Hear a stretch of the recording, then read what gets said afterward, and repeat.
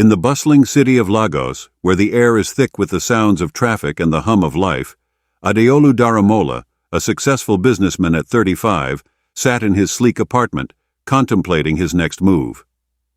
His life seemed perfect. He had wealth, success, and respect. But there was one thing missing: a wife. And for that, his mother, Mama Ireti, would not let him rest. Back in the quiet village of Ogidi, Adeolu's parents sat waiting for his next visit. Mama Ireti, a proud and traditional woman, constantly reminded him of his duty. "Adeolu, time is passing, my son. When will you bring a wife home?" His father, Baba Daramola, stroked his white beard in agreement. Though his words were few, his eyes carried the same message. Adeolu needed to settle down, and soon. For months, Adeolu had been dating Zainab, a beautiful and sophisticated woman from Lagos. She was everything a man could ask for: educated, charming, driven, but something nagged at him. Lately, her behavior had been peculiar. Unexplainable absences, mysterious phone calls, and pointed questions about his family's wealth made him uneasy. Though he was deeply attracted to her, a growing doubt stirred within him.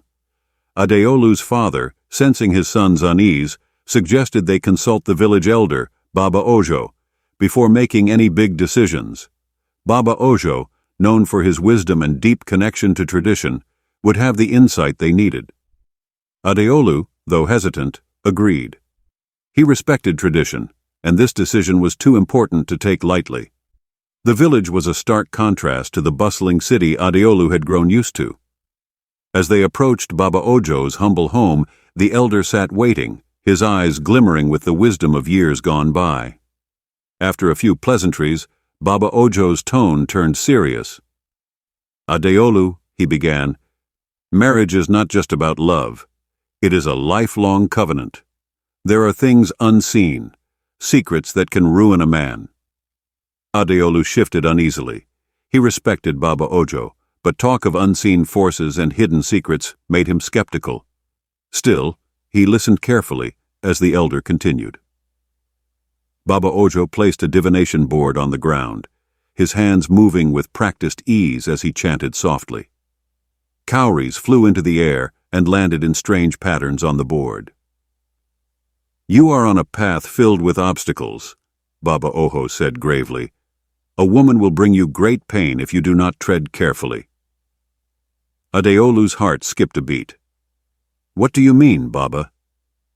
"The woman you plan to marry hides secrets, ones that, if revealed after marriage, will destroy everything you have built. But it is not too late. There is a test, a tradition from the old ways. Before you marry a woman, you must know her true heart. Take her to the shrine of truth in Ajaokuta. There, no lie can be told." The suggestion weighed heavily on Adeolu's mind. The shrine of truth was far away, deep in the forest, and known only to those who truly honored tradition. Adeolu hesitated, unsure if Zainab would even agree to such a test. Back in Lagos, Adeolu gathered the courage to confront Zainab with the idea. To his surprise, she agreed without hesitation. "If it will put your mind at ease, Adeolu, I will do anything," she said, smiling sweetly. But Adeolu couldn't shake the feeling that her smile didn't quite reach her eyes. The journey to Ajaokuta was long and arduous. Adeolu's childhood friend, Chike, joined them for the trip. Chike, a laid-back but sharp mechanic, had always been there for Adeolu. His street smarts balanced Adeolu's serious nature. As they traveled through rural villages and dense forests, the tension between Adeolu and Zainab grew. Chike, ever observant, noticed the small things: Zainab's discomfort in the rural settings, her mysterious texts, and her restless nights. One evening, as they camped by the roadside, Adeolu awoke to find Zainab standing alone in the forest, staring into the distance. The sight unnerved him. The further they traveled, the more distant Zainab became, making snide remarks about the primitive traditions they were following. Chike pulled Adeolu aside. "There's something off about her, my friend. You know me, I trust nobody. But this one? I trust even less. Adeolu remained conflicted. He wanted to believe in Zainab, but doubt gnawed at him. Finally, after days of travel, they arrived at the Shrine of Truth. The ancient temple was covered in moss and vines, its stone walls radiating an eerie stillness. Chief Omolara, the shrine's keeper, was waiting for them. Her deep-lined face spoke of wisdom and authority. "Only the purest of intentions survive here," she warned, leading Zainab into the shrine. Inside, a large stone basin sat in the center of the room. Chief Omolara explained the ritual.